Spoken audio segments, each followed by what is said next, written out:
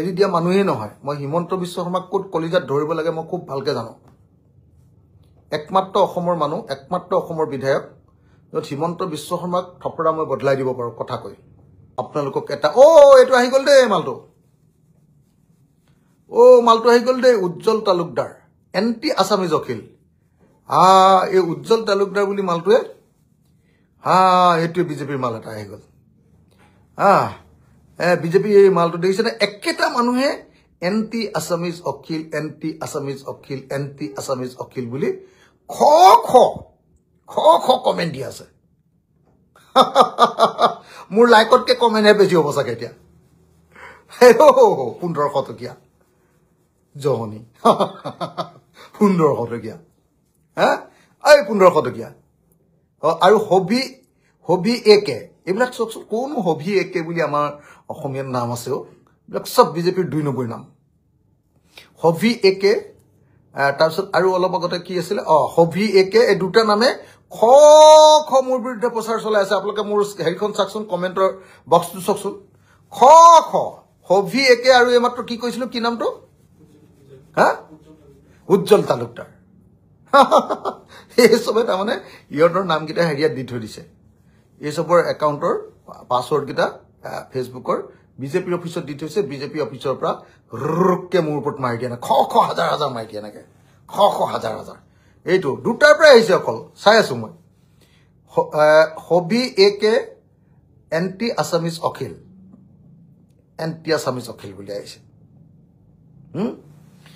তো আৰু কিবা তালুকদাৰ এটা এইবিলাক 1500 টকীয়া সিহঁতক পইচা দিয়ে নে নিদিয়ে নাজানো এনেই আনি থলে চাগে আৰু না একাউণ্টৰ নাম্বাৰটো বিদেশত হ'বলগীয়া তদন্ত সম্পৰ্কে কি কৰা হয় লিখা আছে BNSSৰ 112 112 আৰু 114 ধাৰা এই ধাৰাত স্পষ্টকৈ লিখা আছে যে বিদেশত যদি কিবা এনেকুৱা ঘটনা ঘটে তেতিয়াহ'লে কি কৰিব লাগিব তদন্তকাৰী বিষয়াই যিখন কোৰ্টত আমাৰ দেশৰ যিখন কোৰ্টত এই কেছটো চলিছে সেই কোৰ্টৰ পৰা এটা লেটাৰ অফ ৰিকুৱেষ্ট বা লেটাৰ্ছ ৰগেটৰী উলিয়াব লাগিব আৰু হেতু সেই যিখন দেশত য'ত ঘটনা ঘটিছে তাৰ কোৰ্টলৈ বা তাৰ কম্পিটেণ্ট অথৰিটিলৈ দিব লাগিব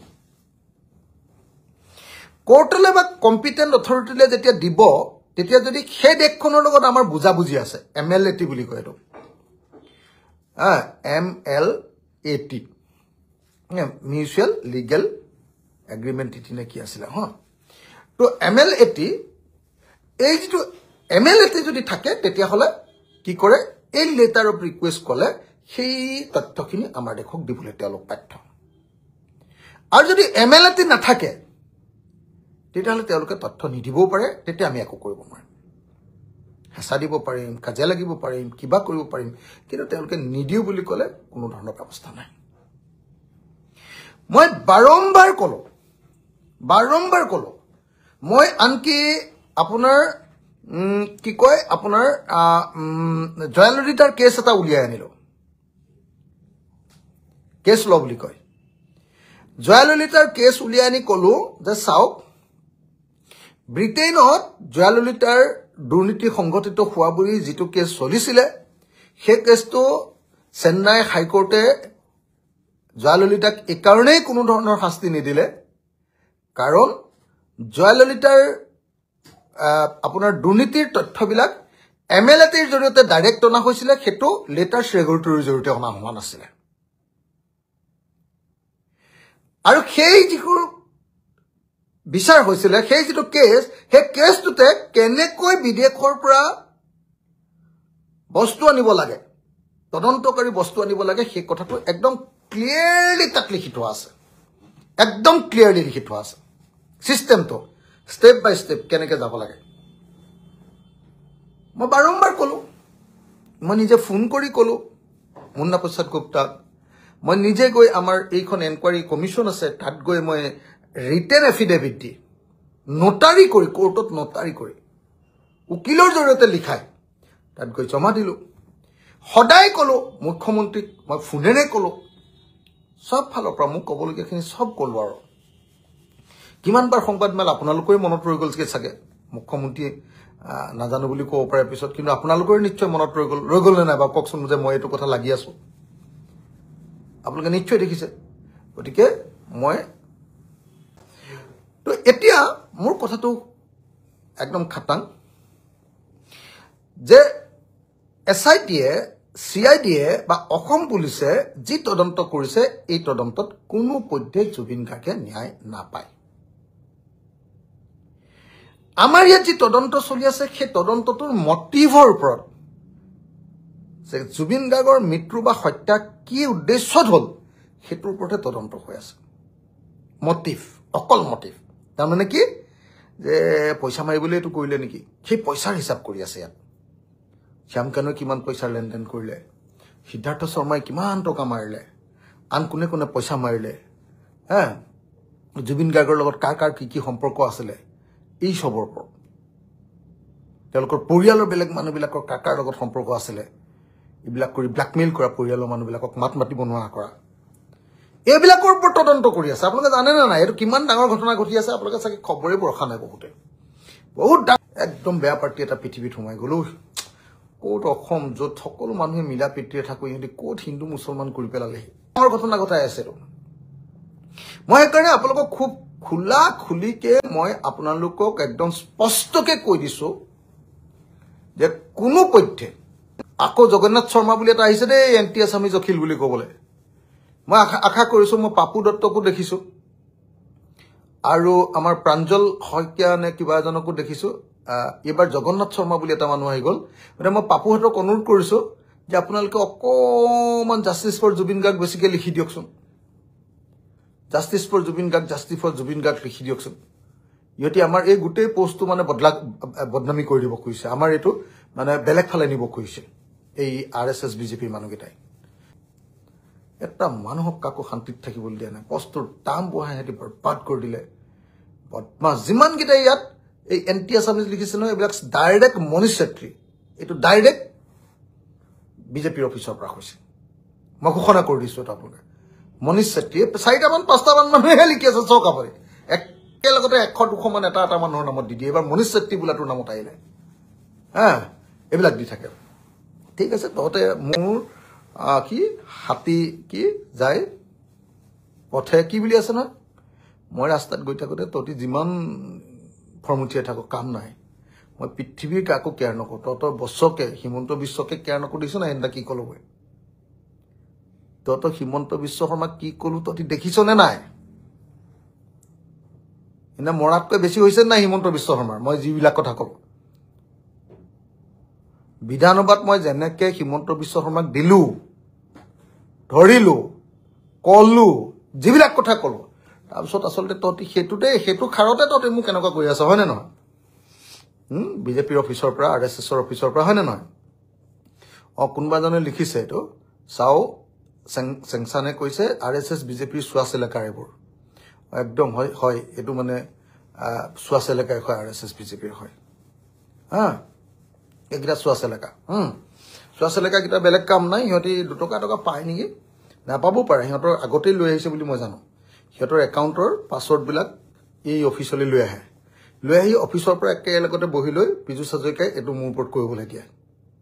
এই গোটেই কামটো কৰে পীযুষ হাজৰিকাৰ নেতৃত্বত, চব পীযুষ হাজৰিকাই কৰাই আছে এইটো। পীযুষক লগ পালে তোক দি আছো মই পীযুষ, তই কৰাই আছ, মই গম পাইছো, বেলেগ একো নহয়, মই জানো তইয়ে কৰাই আছ, পীযুষে কৰাই আছে এইটো। এতিয়া মই আকৌ এবাৰ ক'ব খুজিছো যে জুবিন দাই ন্যায় নাপায়। কেলে? এটা হত্যাকাণ্ড বা মৃত্যুৰ ঘটনা য'ত তদন্ত কৰিব লাগে তাত তদন্ত হোৱা নাই। মই যেতিয়া কৈছিলো যে নহয় যে MLATৰ অধীনত তথ্য আনিলে নহ'ব, এইটো লেটাৰ চুৰগেটৰী বা লেটাৰ অফ ৰিকুৱেষ্টৰ জৰিয়তে তথ্য আনিব লাগিব। মুখ্যমন্ত্ৰীয়ে ক'লে যে নহয় যে MLAT যদি থাকে তেতিয়াহ'লে লেটাৰ চুৰগেটৰীৰ দৰকাৰ নাই, আমি ছিংগাপুৰৰ পৰা ডাইৰেক্টলি আনিম। সেইটো ক'লেওতো প্ৰথম কথা সেইটোতো নহ'বই, কোৰ্টত সেইটো ইনএডমিছিবল বুলি শব্দটোক লিখি দিছে।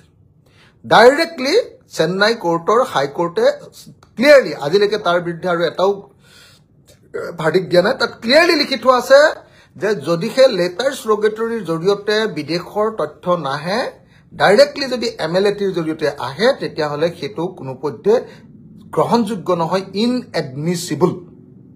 কোৰ্টত সেইটো গ্ৰহণযোগ্য নহয়। গতিকে এই তদন্ত এটা ভেকু ভাওনা। দ্বিতীয়তে সাপোজ MLA-টিৰ জৰিয়তে আহিলে MLA-টিত আগতে দিয়া তথ্যবিলাকত কি ক'লে? মোৰ কথাটো যেনিবা মিছাই হ'ল। সাপোজ মোৰ কথাটো যেনিবা মিছাই হ'ল যে MLA-টিৰ জৰিয়তে আহিলে হৈ যাব, কোৰ্টৰ জৰিয়তে বা লেটাৰ অফ ৰিকুৱেষ্ট বা লেটাৰ চৌগেটৰ জৰিয়তে আহিব নালাগে বুলিয়ে যদি প্ৰমাণিত হ'ল, ঠিক আছে, কিবা এটা উলিয়ালা তোমালোকে, ঠিক আছে। কিন্তু তাৰ পাছতো এইটো প্ৰমাণিত নহ'বই, কাৰণ ছিংগাপুৰ পুলিচ ফৰ্চে এতিয়ালৈকে যিটো তদন্ত কৰিছে সেই তদন্তৰ প্ৰতিবেদনত স্পষ্টকৈ প্ৰিলিমিনাৰী প্ৰতিবেদনত কৈ দিছে যে দেয়াৰ ইজ নো ইৰেগুলাৰিটি বুলি কোৱা নাই, শব্দটো কৈছে হেৰি, দেয়াৰ ইজ নো হেৰি বুলি কৈছে ইন জুবিন গাৰ্গছ মাৰ্ডাৰ, মানে এই Zubeen Garg death, untimely death হেৰি বুলি লিখিছে। কি কয়, কোনো ধৰণৰ foul play, there is no foul play in Zubeen Garg's death. Zubeen গাৰ্গৰ মৃত্যুৰ ক্ষেত্ৰত কোনো ধৰণৰ গণ্ডগোল, বেমেজালি, কোনো মানুহৰ হত্যাকাণ্ড কৰিছে এইটো নহয় বুলি ইতিমধ্যে ডাইৰেক্টলি ছিংগাপুৰ পুলিচে এটা প্ৰতিবেদন দিছে।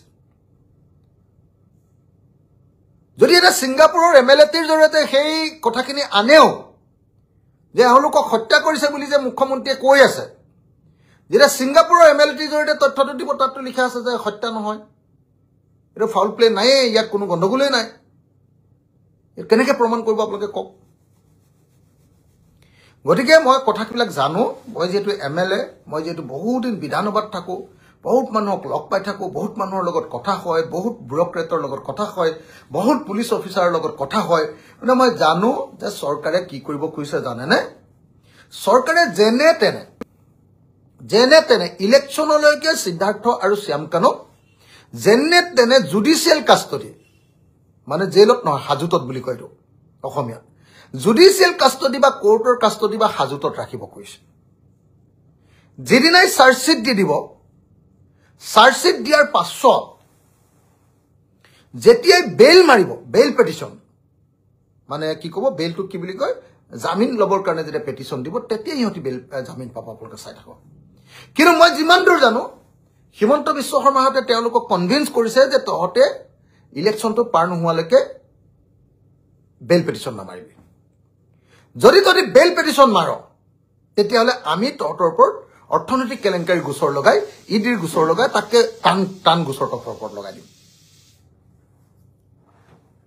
এইবুলি এতিয়া সেইকেইটাক ব্লেকমেইল কৰি আছে, অপৰাধীকেইটাক, অভিযুক্ত কেইটাক। গতিকে মই আপোনালোকক স্পষ্টকৈ কৈছোঁ, এজনে লিখিছে আকাশজ্যোতি বৰগোহাঁই, আপুনি এৰি নিদিব।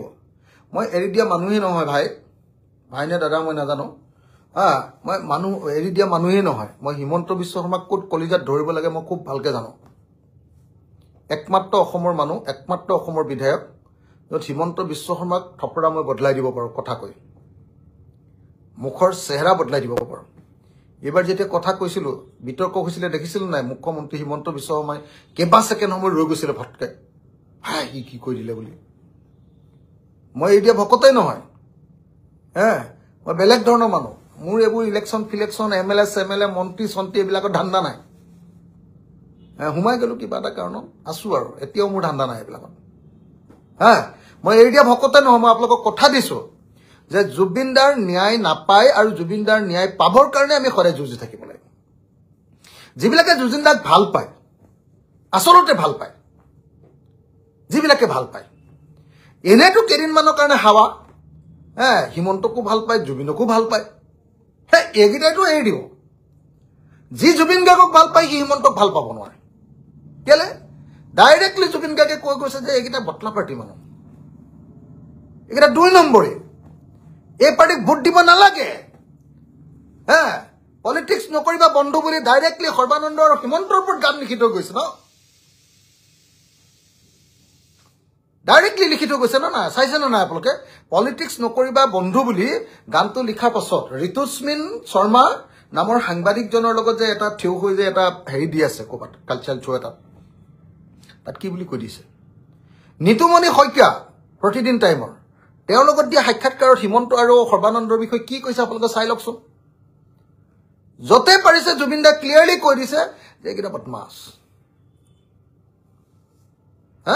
সৰ্বানন্দ হিমন্ত এইবিলাক হ'ল অসম বিৰোধী মানুহ গতিকে যদি কোনোবাই জুবিন গাৰ্গক ভাল পায় তেওঁ সৰ্বানন্দকো ভাল পাব নোৱাৰে তেওঁ কি কয় হিমন্ত বিশ্ব শৰ্মাকো ভাল পাব নোৱাৰে কিন্তু আমাৰ কিছুমান দুঠেঙীয়া মানুহ আছে কিছুমান আমাৰ কিছুমান ছদ্মবেশী মানুহ আছে যিবিলাক মানুহে আকৌ বোলে হিমন্তকো ভাল পায় জুবিনকো ভাল পায় এইটো কি ফাল্টু কথা কৈছে